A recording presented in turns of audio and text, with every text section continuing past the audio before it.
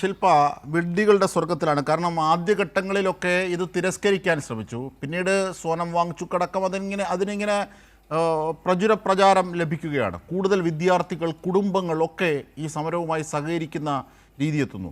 അവിടെ എത്തുന്നത് ഒരു പരിച്ഛേദം മാത്രമാണ്. ഇന്ത്യയിൽ മുഴുവനുള്ള ഇത്തരത്തിൽ കുടുംബങ്ങളുടെ അടക്കം പിന്തുണ സമരക്കാരിലേക്ക് എത്തുകയാണ്. ഇങ്ങനെ ഒരു നിമിഷത്തെയാണ് മോദി ഭയപ്പെട്ടത്. ഒരുപക്ഷെ ഇന്നലെ കണ്ടതും അത്തരത്തിലൊരു ഭരണകൂടത്തിൻ്റെ അത്തരത്തിലുള്ള ഭയത്തിൻ്റെ വിസ്ഫോടനമായിരുന്നു. പക്ഷേ അവർ കടിപതറി.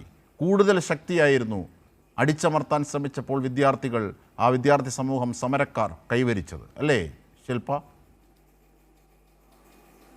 തീർച്ചയായിട്ടും ആ സമരത്തിനെ പലതരത്തിലുള്ള മെക്കാനിസംസ് ഉപയോഗിച്ച് അടിച്ചമർത്താൻ ശ്രമിച്ചിട്ടുണ്ട്. എങ്കിലും വൈകുന്നേരം ഏകദേശം ഒരു 10 മണിയോടുകൂടി ഞങ്ങൾ ജന്തർ മന്ദറിൽ പോകുമ്പോൾ അവിടെ കാണാൻ കഴിഞ്ഞ കാഴ്ച എന്ന് പറയുന്നത് നിരവധി വിദ്യാർത്ഥികൾ അവിടുത്തെ ഗേറ്റിന് മുന്നിൽ സംഘടിച്ചുകൊണ്ട് ആ ഗേറ്റിന് അകത്തേക്ക് കടക്കുന്നതിന് വേണ്ടി ശ്രമിച്ചുകൊണ്ടിരിക്കുകയാണ്. അവസാനം അവരുടെ ആ ഒരു ആവേശത്തിൽ നിന്ന് അതിൽ നിന്ന് പ്രഷറൈസ്ഡായി അവരെ അകത്തേക്ക് കടത്തിവിടേണ്ട ഒരു സ്ഥിതി വരികയാണ്.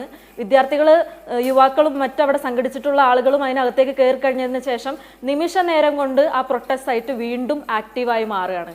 സ്റ്റേജിലും മറ്റുമായിട്ട് സമരം ചെയ്യുന്നവർ, അഭിജിത് ദീപ്കെ അടക്കമുള്ള മറ്റ് നിരാഹാര സമരവും മറ്റും അനുഷ്ഠിക്കുന്ന ആളുകൾ ആ പ്രദേശത്ത് സ്റ്റേജിൻ്റെ മുകളിലും ആ പരിസരത്തുമായിട്ട് നിൽക്കുന്നുണ്ട്.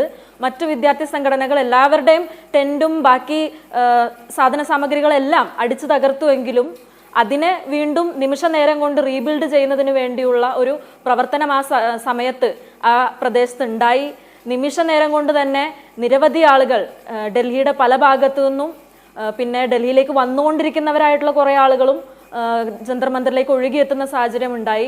തുടർന്ന് നമ്മൾ കണ്ടത് രാത്രി മുഴുവനും ഇപ്പോൾ ഇന്നടക്കം വലിയ രീതിയിലുള്ള ആവേശത്തോടു കൂടി അവിടെ ആളുകൾ സംഘടിച്ചുകൊണ്ട് ആ സമരത്തിനെ ഞങ്ങൾ എന്ത് വില കൊടുത്തും മുന്നോട്ട് കൊണ്ടുപോകുമെന്ന് പറഞ്ഞു വെക്കുന്ന ഏറ്റവും ആവേശകരമായിട്ടുള്ളൊരു കാഴ്ചയാണ് നമ്മളവിടെ കണ്ടിട്ടുള്ളത്.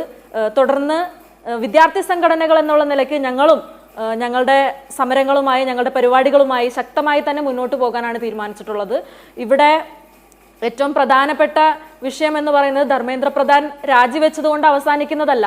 ഇതൊരു വലിയ സിസ്റ്റമിക് ആയിട്ടുള്ള വലിയ ഒരു വിഷയമാണ്. നാഷണൽ എഡ്യൂക്കേഷൻ പോളിസി 2020 പോലുള്ള പോളിസികൾ മുന്നോട്ട് വെക്കുമ്പോൾ അതിൻ്റെ ഏറ്റവും പ്രധാനപ്പെട്ട അടിത്തറ എന്ന് പറയുന്നത് ഒന്ന് വിദ്യാഭ്യാസത്തിൻ്റെ കൊമേഴ്ഷ്യലൈസേഷനാണ്, കമ്മ്യൂണലൈസേഷനാണ്. മറ്റൊന്ന് വിദ്യാഭ്യാസ മേഖലയുടെ സെൻട്രലൈസേഷനാണ്.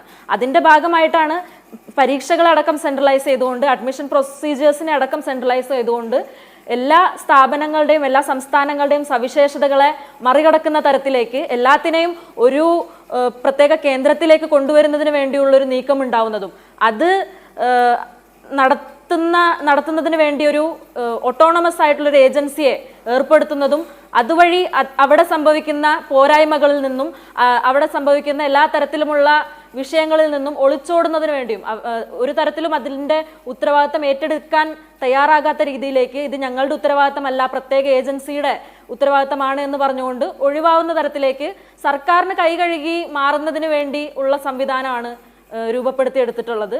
ഇതിനെതിരെ ഉള്ളൊരു സമരം ശരിക്കും പറഞ്ഞാൽ വളരെ വൈഡറായിട്ടുള്ളൊരു സമരമാണ്. നാഷണൽ ടെസ്റ്റിംഗ് ഏജൻസിക്ക് എതിരെയോ അല്ലെങ്കിൽ നീറ്റ് പേപ്പർ ലീക്കിന് മാത്രം എതിരെയോ നടക്കുന്ന സമരമല്ല, മറിച്ച് അതിന് പിന്നിൽ വളരെ സ്ട്രക്ചറൽ ആയിട്ടുള്ള അതിൻ്റെ അടിത്തറകളുണ്ട്. അത്തരത്തിലുള്ള വലിയ വൈഡറായിട്ടുള്ള വിഷയത്തിനെതിരെയുള്ള സമരമാണ് നടന്നുകൊണ്ടിരിക്കുന്നത്. തീർച്ചയായിട്ടും അത് വരും ദിവസങ്ങളിൽ ശക്തി പ്രാപിക്കുമെന്ന് തന്നെ നമുക്ക് ഉറപ്പിച്ച് പറയാൻ വേണ്ടി കഴിയും.